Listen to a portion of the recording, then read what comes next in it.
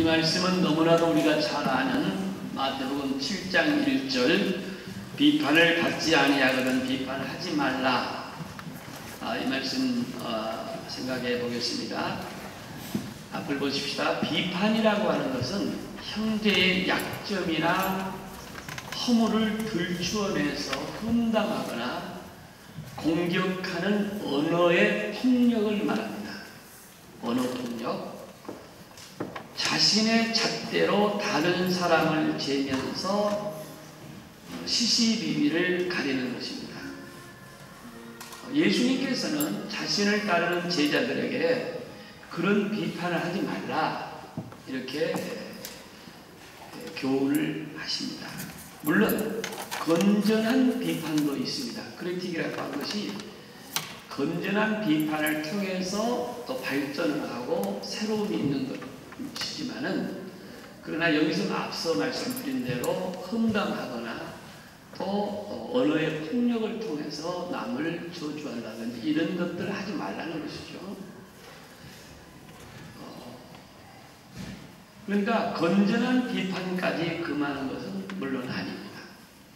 다만 주님의 교훈은 교회 안에서 또 제자들 너희 12명 이 공동체 안에서 형제끼리 서로 약점과 허물을 용납하지 못하고 말로 상처를 주지 말라는 것입니다. 이것이 비판하지 말라는 그 말씀의 다른 의미입니다.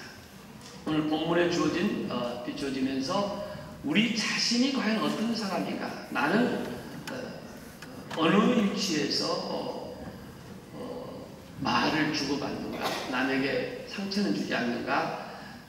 한번 생각하는 시간이 되시길 바라고 성령께서 우리에게 귀한 말씀으로 선포해 주시길 바랍니다.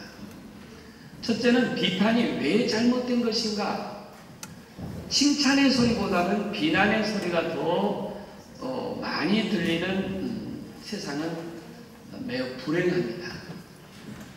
칭찬은 삶을 부드럽게 하지만은 비난은 삶을 어둡게 하고 슬프게 합니다. 사람들은 칭찬과 격려를 원하지만은 실제로는 우리 주변에는 비판과 비난이 아주 난무하고 시기와 질투에서 비롯된 적개심들이 우리 마음속에 참 많아요. 겉으로는 나타나지 않지만 많은 사람들 가운데 그것이 많이 쌓여 있습니다. 우리들 주변에 나의 성공을 기뻐하지 못하고 내가 성공하고 잘 되는 것을 어떤 이런 업적을 인정하지 아니하고 오히려 그것을 깎아내리고 또 비난하고 이런 사람들이 너무 많습니다. 어떤 친구가 잘 될 때에 기뻐해주고 부러워해주고 부둥켜 안고 격려해주지 아니하고 오히려 적개심을 가지고 적의를 품고 부정적인 정보를 또 이렇게 자꾸 유출시켜가지고 쓸데없는 이런 말로 매우 간교하고 아주 파괴적인 인간들, 정말 못된 이런 생각들을 가진 사람들이 우리들 주변에 참 많습니다. 이것이 세상입니다. 이것이 이 세속 사회입니다. 우리가 살고 있는 이런 것들이 난무하는 지뢰밭과 같은 이것이 이 세상입니다. 마귀는 쉬지 않고 사람들의 질투와 시기를 유발시키면서 사람을 헐뜯고 깎아내리고 망가뜨리는 일을 즐기고 있습니다. 마귀가 그렇게 즐기고 있습니다. 매우 파괴적이고 부정적인 에너지를 계속 발산해서 이 사회를 이렇게 이상한 곳으로 자꾸 끌고 가는 것입니다. 누구를 비판하고 정죄한다고 하면은 그건 잘못된 것인데 그 죄값, 그 죄의 값은 인간이 어떻게 할 수가 없습니다. 인간이 그 죄를 지울 수도 없고 또 대항할 수도 없는 거고, 하나님만이 그 무게를 달아보시고 하나님께서 그 죄를 타치하시고 하나님께서 징벌하시고 하나님께서 해결해 주십니다. 그렇기 때문에 매우 유용한 일입니다. 하나님께서 관여하고 계시기 때문에요. 그러므로 인간이 사람을 쉽게 비판하고 정죄하는 것은 있을 수 없는 것입니다. 우리 믿는 사람들은 정말 이런 것에 인발부되면 안 되겠고, 유혹받으면 안 되겠고, 이런 일에 관여하면 안 될 줄로 믿습니다.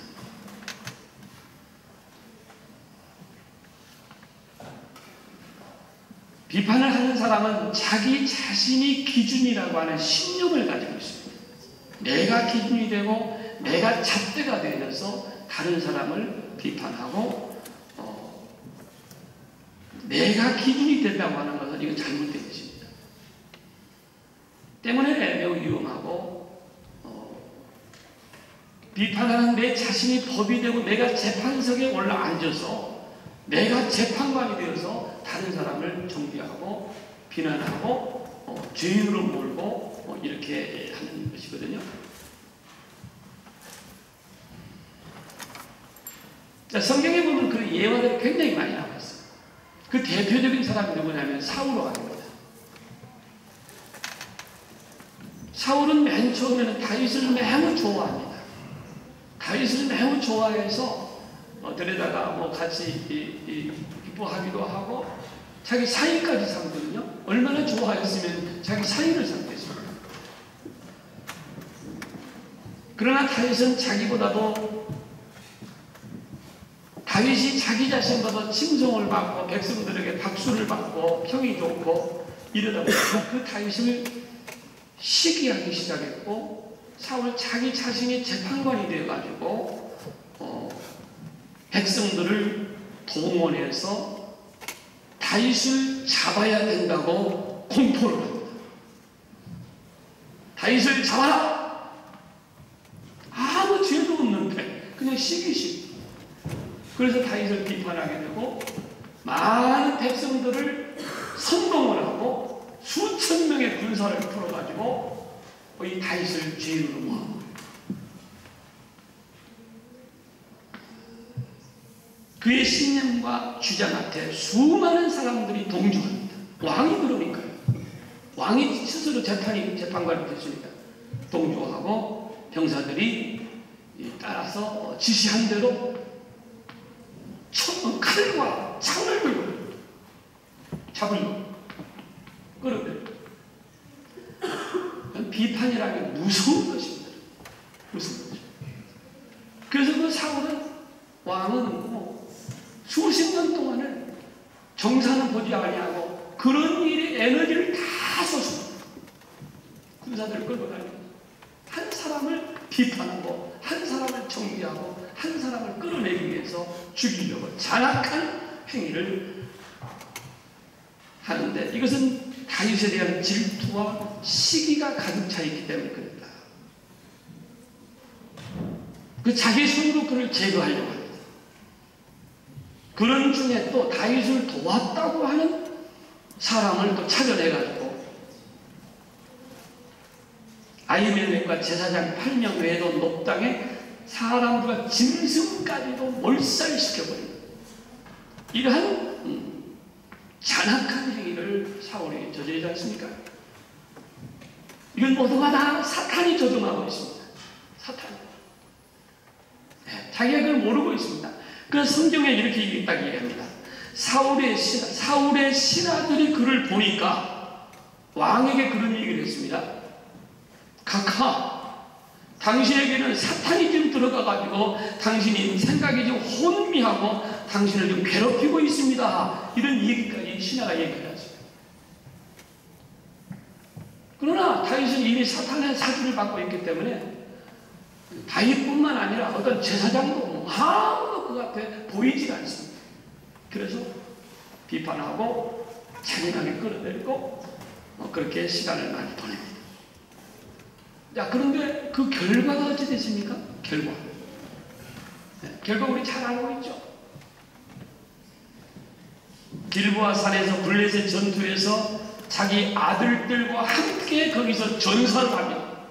하나님은 그를 그만두지 않습니다. 하나님께서 직분합니다. 그러나 다윗은 쫓겨다니면서 한 번도 자기를 비난하고 쫓아다니는 다윗을 향하여서 나쁜 얘기를 하지 않습니다. 한 번도 비난하지 않습니다. 마음으로 죄를 짓지 않습니다. 왜? 이 모든 일에 하나님께서 판단하시기 때문에 그렇습니다. 로마서 14장 뭐라고 합니까? 네가 어찌하여 네 형제를 비판하느냐? 어찌하여 네 형제를 업신여기느냐? 그 다음 구절이 굉장히 중요합니다. 우리가 다 하나님의 심판대 앞에 서리라. 하나님의 심판대가 있을 것입니다. 하나님께서 판단하실 겁니다. 하나님께서 정죄할 것입니다. 하나님께서 벌을 하실 겁니다. 다윗 얘기는 계속 나오는데요. 다윗의 아들 압살롬이라는 아들이 있습니다. 압살롬도 어떻게 해서 겨우 아버지에게 모든 것이 회복돼서 아버지가 사랑하게 되고 가까이 두게 되는데 그 마음에 마귀가 주장하니까 아버지를 비난하고 신복들을 조종해서 왕을 쫓아내고 그 자리를 탈취. 이런 일이 어떻게 있습니까? 네, 세상에는 이런 일이 많습니다. 아버지를 끌어내리고 아들을 죽이고 형제를 비난하는 일이 이 세상에는 많습니다. 이 압살롬이 아버지를 끌어내리지 않습니까? 성경에 이렇게 기록되어 있습니다. 압살롬의 행한이 이와 같아서 이스라엘 사람의 마음을 압살롬이 훔치니라. 백성들의 마음을 도중에서 훔쳤다고 했습니다. 그걸 선동하게 됐습니다. 그 결과 또 어떻게 됐습니까? 명확하게 나옵니다. 다윗의 군대, 아버지의 군대와 자기 군대가 싸우는 거예요. 왜? 어떻게 이런 일이 다 있습니다. 에? 아버지 군대, 자기 군대를 총동원해서 저 영감을 끌어내야 돼요. 힘이 있습니다. 현재 군인들을 다 포섭했습니다. 그 밑에 참모들을 다 포섭했습니다. 아버지 군대와 싸우던 중 도망가다가 머리털이 상수리 나무에 걸려서 요압 장군에게 살해를 당하고 맙니다. 그럼에도 불구하고 다윗은 압살롬을 살해하지 말라고까지 했지만 하나님께서는 그를 징벌했습니다. 모세를 비난했던 그 여동생 미리암은 어떻게 됐습니까? 자기 오빠 지도자, 민족의 지도자 모세를 비난한 그 여동생, 문둥병이라는 형벌을 받습니다. 네가 어찌하여 내 종 모세 비방하기를 두려워하지 아니하느냐? 여호와께서 그들을 향하여 진노하시느니라. 우리의 형제를 비난하거나 경멸하거나 무시해서는 안 될 줄로 믿습니다. 다른 성도 여러분, 우리 형제들을 비난하지 마세요. 이웃을 비난하지 마세요. 칭찬해주고 격려해주고 박수 쳐주고 이런 일에 우리는 앞장서야 됩니다. 우리 믿는 성도들이 이런 일에 앞장서는 여러분들이 되시기를 주의 이름으로 축원합니다. 다른 사람의 생각이나 의도를 추측해서 판단해서도 안 됩니다. 그렇게 하는 것은 하나님께서만 하실 수 있는 특권이기 때문에, 하나님께서만 하시는 일이기 때문에 다른 사람을 비난하면 안 됩니다. 만약 다른 사람을 비판하려고 하면 우리 자신도 또한 비판을 받게 된다, 그 말이거든요. 네. 그리고 하나님 앞에 더 큰 심판을 너희가 예상을 하라. 스스로 선생인 것처럼, 스스로 내가 잘 아는 것처럼 하지 말라는 거죠. 야고보서에 그런 말씀이 있죠. 내 형제들아, 너희는 형제 선생된 우리가 더 큰 심판을 받을 줄 알고 선생이 많이 되지 말라. 오늘 7장 2절을 읽어보겠습니다. 마태복음 7장 2절 다 같이 시작. 너희가 비판하는 그 비판으로 너희가 비판을 받을 것이요 너희가 헤아리는 그 헤아림으로 너희가 헤아림을 받을 것이니라. 부정적인 에너지보다는 우리가 긍정적인 에너지를 발산하시기 바랍니다. 어떤 사람을 만나보면 매일 부정적인 사람이 있어요. 늘 사회를 비판하고 사람을 비판하고 정부를 비판하고 늘 그런 사람, 그런 에너지가 막 넘치는 사람이 있어요. 우리 성도들은 그러면 안 됩니다. 항상 우리 마음에는 늘 긍정적인 에너지가 남아야 됩니다. 힘들어도 가능해 하시고 어려워도 주님을 믿어야 되고 내가 고통스러우면 기도해야 되고 이렇게 신앙적으로 하나님이 살아계시는데 이렇게 하면서 늘 긍정적이고 좀 힘들고 뭐 여러 가지 실수를 해도 좀 덮어줄 줄 알고 이러한 긍정적인 에너지가 되시기를 축원합니다. 다른 사람의 성공을 기뻐해주고 격려와 칭찬하는 저와 여러분들 되시기를 다시 한번 축원합니다. 오늘 본문에 보면 티와 들보라는 말 아주 같은 의미죠. 티와 들보. 티는 작은 것이고 들보는 큰 것을 말하는 것입니다. 남을 정죄하는 그것은 큰 것이고 큰 죄를 말하는 것입니다. 말이 많고 남의 험담을 즐겨하는 사람은 이미 그 자신의 말의 실수와 그것에서 나오는 자신의 이중적이고 외식적이고 형식적이고 이런 것이 많다는 겁니다. 들보와 같이 크다는 것입니다. 다른 사람의 단점을 보고 비판하는 이런 불신자들이 하는 것입니다. 그러나 신자들은 자기의 결정과 작은 허물이라도 그것을 내 자신에 있는 것은 들보처럼 크게 봐야 됩니다. 내 자신에게는 인색해야 됩니다. 내가 좀 많은 실수를 했어도 이것은 크게 보고 조심해야 되고 회개해야 됩니다. 다른 사람에게 나타난 조그마한 들보처럼 생각하는 거예요. 티처럼 생각해요. 아무렇게 안 생각해요. 네. 세상이 저를 죽일 놈이다. 세상이 저런 사람을 정죄를 할지라도 우리는 그렇게 보면 안 됩니다. 제가 잘 아는 친구 한 사람은 참 목회를 잘 하시는 분인데 그 마음이 얼마나 참 착하고 선하고 마음이 평안하고 따뜻한지 모릅니다. 사회적으로 비판을 받고 신문에 뭐 비난을 받고 학교에서 교수로서 비난을 받고 사회에서 이렇게 뭐 신문에 만나 이런 사람을 한 번도 그는 정죄하지 않냐. 오히려 교회에서 그분을 막 높여줘요. 성가대 지휘자를 막 시키고 또 뭐 교회에서 뭐 큰 일을 막 맡기고 일부러 목사님이 인정해 주는 거예요. 저에게 무슨 어려움이 있을까라는 거죠. 격려해 주고 축하해 주고. 세상은 그렇게 손가락질하지만 우리 교회는 그런 사람들이 모여서 예배드리고 은혜 받고 서로 사랑하는 것이 우리 교회인들 믿으시기 바랍니다. 교회 티와 들보는 매우 중요한 것입니다. 신자들은 자기의 결정과 작은 허물이라도 그것을 들보처럼 크게 봐야 됩니다. 다른 사람의 허물은 들보같이 크게 보지 말고 그것을 티끌같이 봐야 될 줄로 믿습니다. 너희 안에 이 마음을 품으라. 그리스도의 예수의 마음이니 너희 안에 이 마음을 품으라.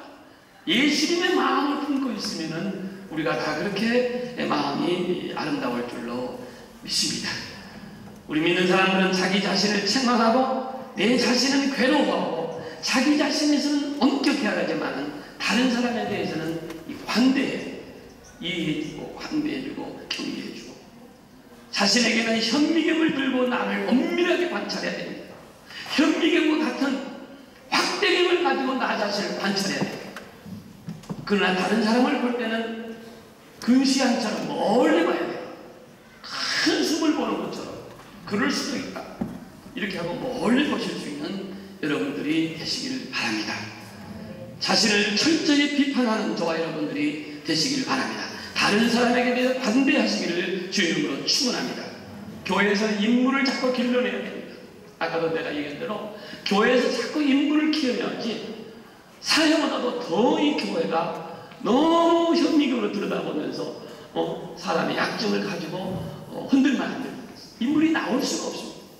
교회는 자꾸 새로운 사람을 인물 배출시키고 격려해주고 높여주고 우리 파리장로교에 많은 사람들 귀한 사람들이 많이 나타나기를 바랍니다. 우리 파리장로교에 그런 교회가 되기를 축원합니다. 마지막은 개와 돼지에 대한 얘기를 합니다. 유대인들은 철저하게 율법에 명시된 대로 개와 돼지, 이 부정된 동물을 말하고 있습니다. 이렇게 부정한 동물은 이방인을 가르치는 대명사로시다. 예수님도 말하기를 이르시되 너희의 자녀의 떡을 취하여 개들에게 던짐이 마땅하지 아니하니라. 이방인들에게 한마디로 그냥 개처럼 이렇게 표현. 그건 뭐 유대인들이 생각하는 자연스러운 얘기입니다. 그러나 또 여기 의미는 하나님의 선민이면서도 거룩하게 살지 않는 유대인들을 향하여서도 개라고 저는 얘기하는 것입니다. 진주는 복음을 말하는 것입니다. 거룩한 진리의 복음을 강조하고 있습니다. 교회는 누가 와도 그와 대화해야 되겠고 어떤 사람이 와도 우리가 함부로 믿지 아니하는 사람이나 이방 사람을 개나 돼지라고 얘기하면 안 되겠죠? 여기서 강조하는 건 진주입니다. 복음입니다. 복음을 누구에게 전해야 되겠느냐? 복음이 어떠한 취급을 받느냐? 그 말씀에 초점입니다. 복음을 전하기 위해서 우리가 인내하고 설득하고 어떤 때로 관대하게 관용을 베풀어야 됩니다. 그러나 잊지 말아야 할 것은 여호와 하나님의 거룩하신 신성성, 하나님을 경홀히 여기면 안 된다는 것이죠. 개나 돼지들에게 진주를 주지 말라는 것입니다. 여기서는 제자들에게 전도하는 자의 자세를 말씀하는 거거든요. 전도하다 보면은 별하별 사람을 많이 만나요. 아까 우리 성경, 우리 단기 성경도 가면은 저도 여러 차례 얘기를 나눠봤어요. 지나가는 분들과 예수님을 얘기하고 오늘 저녁, 내일 저녁 얘기를 하면요. 이건 얼굴이 새파랗게 도망가는 사람도 있고요. 그런 얘기하지 말고. 그런 경험을 우리가 많이 합니다. 개나 돼지들은 지귀의 가치를 모르고 발로 밟고 심지어 그것을 준 자들을 물어 뜯기까지 하고 난폭하다는 것입니다. 복음이 그들에게 치욕거리가 되고 경홀히 여김을 받는다. 그 주님께서 그런 말씀을 하십니다. 다시 말해서 개는 이방인을 치면 돼지는 타락한 신자를 말하는 것입니다. 조금 신학적으로 얘기하면 타락한 신자. 개가 진주를 귀하게 여기지 아니하고 뒹굴고 더럽히고 얘기한 것처럼 한 번 은혜를 받고 타락한 사람, 세상으로 나간 사람, 그 사람이 그렇게 예수님을, 하나님을 경홀히 여기고 하나님을 함부로 얘기하고 교회를 함부로 비판하고 그렇다 그는 한 번 구원의 은혜를 입고 세상에 나간 사람을 얘기하는 것입니다. 히브리서에 유명한 말씀이 있죠. 한 번 빛을 받고 하늘의 은사를 맛보고 성령에 참여한 바가 되고 하나님의 선한 말씀과 내세의 능력을 맛보고 타락한 자들은 다시 새롭게 하여 회개할 수 없게 하느니. 분명히 얘기하고 있습니다. 베드로후서 2장에 이런 말씀이 있습니다. 의의 도를 안 후에 받은 거룩한 명령을 저버리는 것보다 알지 못하는 것이 도리어 그들에게 나으니라. 참된 속담이 이르기를 개가 토하던 것에서 돌아가고 돼지가 씻었던 더러운 구덩이에 도로 누웠다는 말이 그들에게 응하였더라. 한 번 은혜를 능력을 체험했다가 타락한 신자는 개와 돼지처럼 세상의 더러운 옛날 생활을 더 그리워하고 거기를 찾아가게 되고 거기를 나오지 못하는 짐승과 같은 생각을 하고 있다. 더러운 구덩이를 맛본 돼지는 그것을 다시 사모합니다.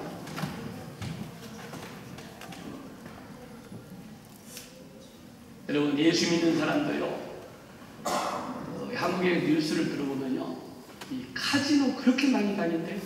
카지노. 점쟁이를 연구해서 어느 신학하는 분들이 한 4, 5년 전에 데이터가 나왔는데요. 점쟁이 찾아오는 사람 중에 절반 이상 예수 믿는 사람이에요. 놀리지 마십시오. 그 안에는 장로, 권사, 집사들이 많다. 점쟁이. 세상으로 한번 나가면요, 그 고리를 끊기가 굉장히 어렵습니다. 이미 복음의 진리를 알면서도 세상으로 나간 사람, 다시 돌아오지 못한다. 마귀의 쇠사슬에 얽매여서 못 온다. 그걸 지금 여기서 얘기하는 것입니다. 타락한 신자는 복음을 오히려 꺼리게 하고 싫어하고 복음 전하는 자를 오히려 공격하고 복음 전하는 자를 짓밟고 물어뜯기까지 하는 것입니다. 불신자들보다 더 악한, 하나님을 경홀히 여기지 아니하고 교회를 더 비난하고 자신의 오만에 빠져서 더 깊은 불신의 세계로 빠져들어간다, 그런 말씀이십니다. 그렇기 때문에 진주의 가치는 아무 관심도 없고 오히려 그 값어치를 손상시키고 더럽힌다는 것입니다. 그래서 타락한 자들에게 복음의 진주를 던져주지 말라는 거예요. 사람의 힘으로는 불가능합니다. 여러분, 전도 잘 됩니까, 여러분? 전도 잘 안 됩니다. 차라리 복음을 모르는 사람들에게는 전도가 됩니다. 그러나 이미 교회 집사 됐다가 그만둔 사람, 주일학교 교사도 했다는 사람도 있고, 별하는 사람들 절대 교회 돌아오지 않습니다. 아무리 얘기도 안 돌아오고 오히려 비난하고 나하고 같이 얘기하자고 그러고 교회 별하는 흠담 얘기하고 그러거든요. 오늘 주님이 그런 얘기예요. 그 진주를, 그 귀한 진주를 개나 돼지에게 던져주지 말아요. 다른 데 가서 복음을, 예수님이 그런 얘기합니다. 내가 다른 마을로 가서도 복음을 전하여야 하리라. 사도 바울도 그런 얘기합니다. 당신들에게 복음을 증거, 당연히 복음을 거절하니까 유대인들에게 그렇게 얘기합니다. 당신들이 거절함으로 말미암아 나는 이방인으로 가노라. 이방 땅으로 가노라. 포기하고 다른 데로 가노라. 결론적입니다. 우리 말씀을 마무리하겠습니다. 우리가 사람을 대할 때에 비판하지 않도록 조심하시기 바랍니다. 누군가를 비판하고 비난하면서 반드시 이런 자들은 그 죄값을 치른다는 것이죠. 본인이 그 비판을 받게 된다는 것이죠. 그러나 본인에게는 엄격해야 되고 타인에게는 관대해야 될 줄로 믿습니다. 피와 들보입니다. 내 눈에는 들보를 먼저 발견해야 됩니다. 다른 사람의 실수와 조그만 것들은 티로 보시는 여러분들이 되셔야 될 줄로 믿습니다. 이것이 기독교인의 신자의 마음이어야 될 줄로 믿습니다. 개와 돼지의 교훈은 하나님의 이름을 더럽히고 경홀히 여기는 사람에게 복음의 가치를 알지 못하기 때문에 너무 거기다가 에너지를 소비하지 말라는 얘기죠. 여기에 선교의 원리가 여기 있습니다. 우리 복음을 전하는 우리 단기 선교, 전도하는 자의 원리가 바로 여기에 있습니다. 우리 바리장도교는 우리 35년이 넘었는데 유럽 재복음화를 위해서 기도하셔야 돼요. 유럽에 있는 많은 분들에게 복음을 전해야 될 줄로 믿습니다. 오늘도 통역부가 모인다고 하면 감사한지 모르겠어요. 복음을 들고 유럽을 전해야 될 줄로 믿습니다. 그러나 말씀드린 대로 우리가 인내해야 됩니다. 전도하는 자는 예수님도 사도 바울도 비난을 많이 받습니다. 복음을 전하다 비난을 많이 받습니다. 얻어맞습니다. 돌로 맞습니다. 감옥에 들어갑니다. 낙심하지 마시고 실망하지 마시고 복음을 전하는 저와 여러분들이 되시기를 주의 이름으로 축원합니다. 기도하십시다.